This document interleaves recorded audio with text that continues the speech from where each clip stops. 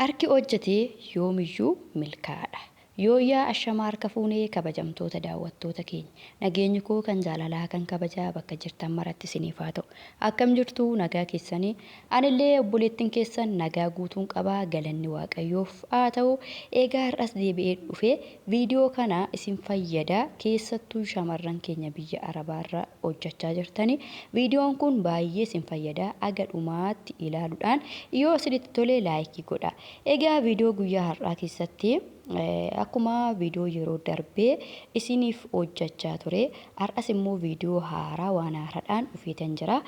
Egaa shamarran keenya baay'een yeroo biyya Arabaa jirru sammuun keenya waa'ee yeroo Itoophiyaa galle hojii maal hojjannaa kan jedhu sammuun keenya baay'ee nu cinqama.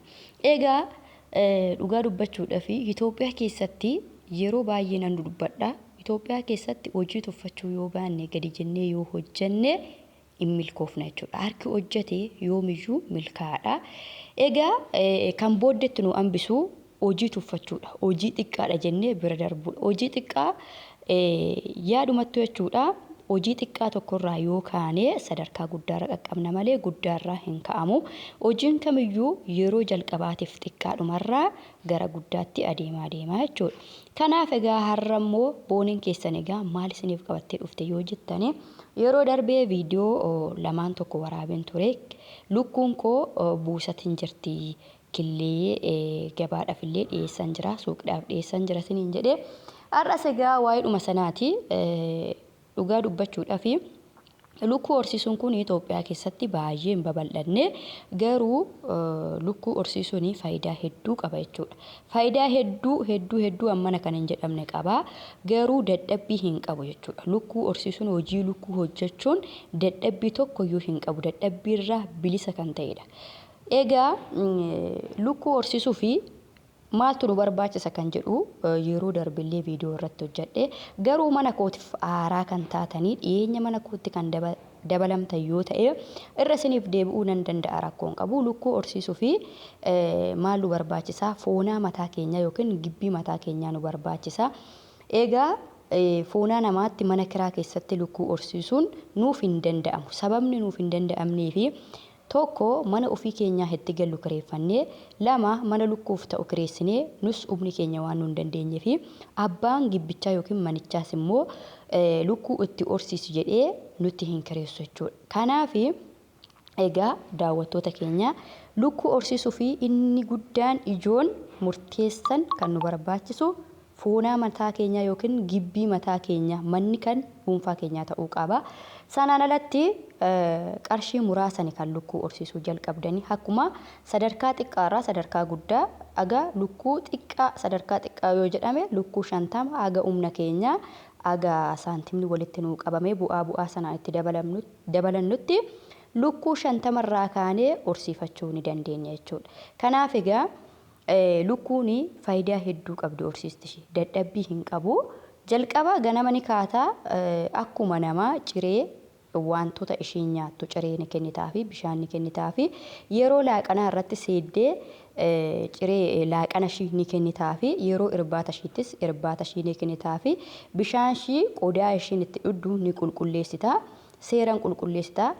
Mana ishiin keessa jirtu sana keessatti bishaan gadi hin nannamu.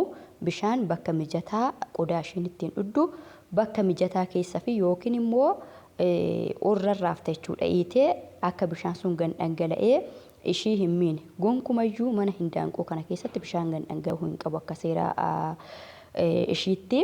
Kanaaf egaa lukkuun kun egaa yeroo buusuu jalqabdetti guyyaa guyyaadhaan boosti jechuudha. Guyyaa guyyaan unqulaalee boosti.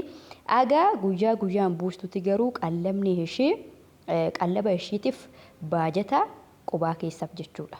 Lukkuu galchitee deebitee qallaba ishiitiif amma ishiin killee buusuu jalqabdutti baajata hin keessasi. Sanaan alatti garuu kunoo haaluma kana fakkaatuun kunoo kaniin akkanatti kaartoonii baaldii keessatti naqee ture jechuudha. Baaldii sana keessaa immoo fuudhee kaartoonitti naqeen sana booda baaldii isa keessaa guddaa kanatti deebisa. Lakkaa'ee jechuudha. Amma suuqii geessuufini suuqii nama itti kennannu hin qabna. Gabaattis suuqittis hin gurgurraa. Suuqii kan keenya keessattis illee ni gurgurraa. Haa ta'u malee egaa kan amma akkanatti walitti qabe kuni kan mana keenya keessatti horsiisaa jirru isheetu buusaa jira jechuudha dhugaa dubbachuudha fi faayidaa hedduu qaba.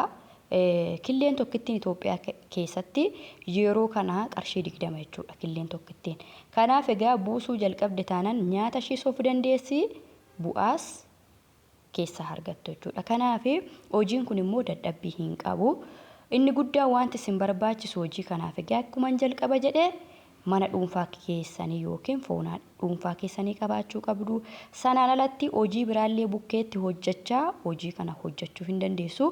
Hojii kanaaf egaa wanti hojii biraa isin danqu hin jiru. Lukkuu horsiisaa hojii biraa yoo hojjettanii waanummaan isin danqu hin jiru. Ganama ciree ni kennituu fi laaqana ni kennituu fi nyaata isheen nyaattu jechuudha. Akkuma nama irbaata ni kennituu fi sanaan ala yeroo killee buusuu eegaltetti immoo seentanii killee sana jalaa fudhattu kalaas ammanuma jechuudha. Olle qabii ganna qabii hin qabu. Hojiin akka kana faayidaa qabu immoo dhugaa dubbachuudhaaf ani hin beeku. Baay'ee faayidaa guddaa qaba.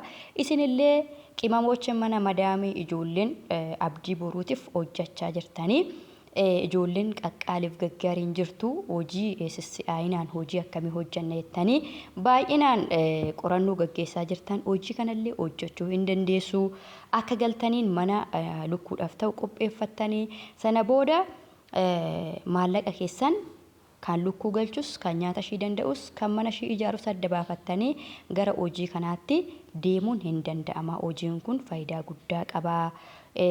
Obsas ni qaba, faayidaa guddaas ni qaba. Obsa immoo hojiin kamiyyuu obsa nama barbaachisa.